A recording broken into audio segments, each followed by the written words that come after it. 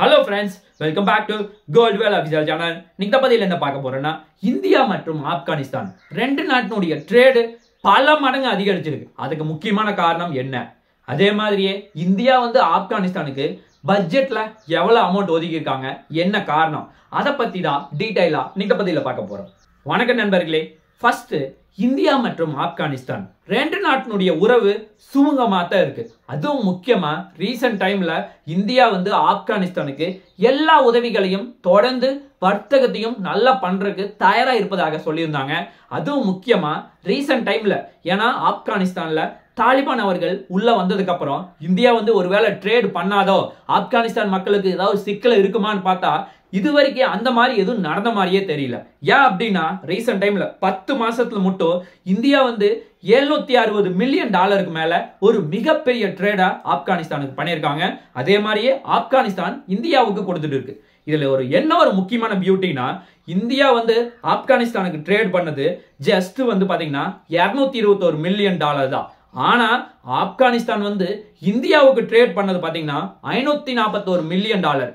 ஆக்சுவலா எதற்காக நம்ம இந்தியா இவ்வளவு பொருட்களை நம்ம வாங்கியிருக்கோம்னு பார்த்தா, அது நிறைய முக்கியமான அத்தியாவசிய பொருட்களா இருக்கு. ஆக்சுவலா அதுவும் முக்கியமா அத்திப்பழம் ஆகட்டும், குங்குமப்பூவாகட்டும், சீரகம், பாதாம், திராட்சை, இந்த மாதிரி பல பொருட்களை ஆப்கானிஸ்தான் இந்தியாவுக்கு எக்ஸ்போர்ட் பண்ணிருக்கு.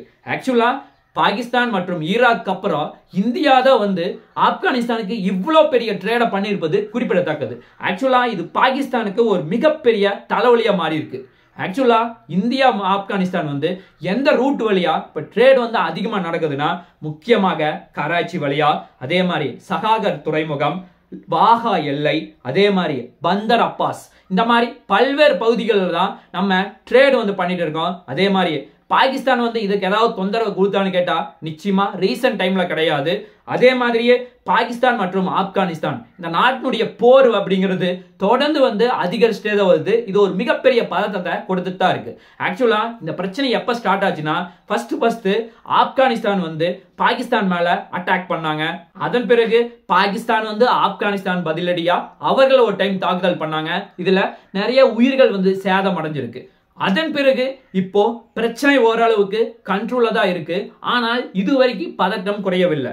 அதே மாதிரியே இந்தியா மற்றும் ஆப்கானிஸ்தான் இந்த ரெண்டு நாட்டினுடைய ட்ரேட் ஹிஸ்டரி எப்ப ஸ்டார்ட் ஆயிருக்குன்னு பாத்தீங்கன்னா 1996லயே ஆரம்பிச்சிருச்சு. ஆக்சுவலா அப்ப ஜஸ்ட் $25 மில்லியன் மட்டும் தான் பண்ணாங்க. அதன் பிறகு 2000 வருஷம் கிட்டத்தட்ட $79 மில்லியன் உயர்ந்தது. அதன் பிறகு 2007ல 3 டிஜிட்டா மாறுச்சு. ஆக்சுவலா 2009ல $588 மில்லியன் மாறுச்சு. 2015ல கிட்டத்தட்ட $834 பில்லியன் மாறுச்சு.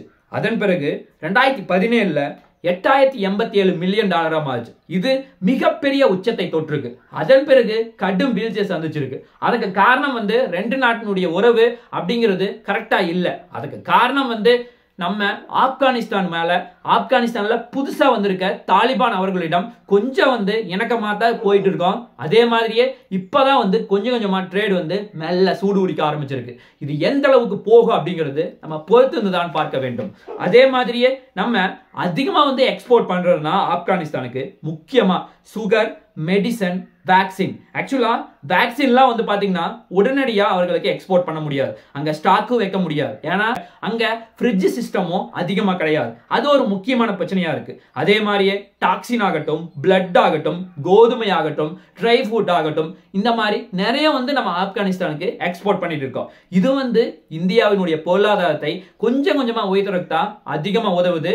ஆனா பெரிய லெவல்ல டாலர் அளவுக்கு நம்ம கிட்ட பர்ச்சேஸ் பண்ண முடியல. அதுதான் ஒரு முக்கியமான தலைவலியா இருக்கு. அதே மாதிரியே ரீசன்ட் டைம்ல பிப்ரவரி 1ஆம் தேதி பட்ஜெட் நடந்தது. அதுல நிறைய நாடுகளுக்கு நிதி ஒதுக்குனாங்க.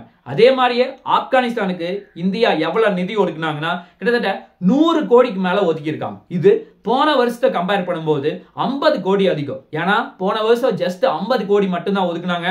இன்னும் அவர்கள் நாட்டை பாதுகாக்க வேண்டும் அப்படிங்கிற நோக்கில, நல்ல எண்ணத்துல இப்போ 100 கோடியா அதிகம் வச்சிருக்காங்க. இது ரெண்டு நாட்டினுடைய உறவு சுமூகமா இருக்கிறது தான் தெல்ல தெளிவா காட்டுது. இது வருங்காலத்தில் எந்த அளவுக்கு இருக்க போகுது, இவர்கள் எந்த மாதிரி பொருட்கள் ஏற்றுமதி இறக்குமதி செய்ய போறாங்க, இந்த மாதிரி பல கொஸ்டின் நம்ம கிட்ட இருக்கு. இதற்கான விடை கண்டிப்பா நமக்கு தெரிய போகுது. பார்க்கலாம் என்ன நடக்குது என்று சொல்லி. நாளைக்கு இன்னொரு நல்ல ஒரு வீடியோவில் உங்களை நான் சந்திக்கிறேன். நன்றி, வணக்கம்.